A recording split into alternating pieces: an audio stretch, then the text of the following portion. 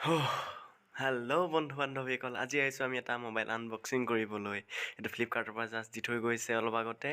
আমি এতিয়া আনবক্সিং কৰিম। আনবক্সিং কৰিবলৈ বেলেগ একো নাই, কেঁচিয়ে কাটি দিওঁ খেচেৰাকৈ।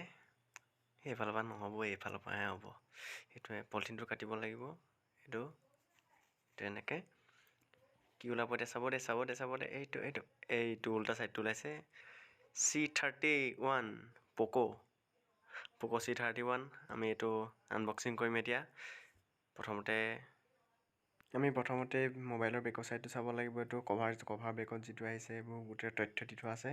মোবাইলৰ কিমান কেমেৰা, কিমান বেটাৰী, কিমান GB, সকলো দি থোৱা আছে। মেড ইন ইণ্ডিয়া ফোনটি।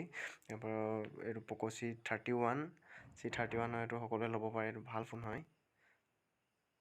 আমি আগলৈ চাই যাওঁ বলক, কেনেকুৱা কি আছে চব আমি দেখাই যাম।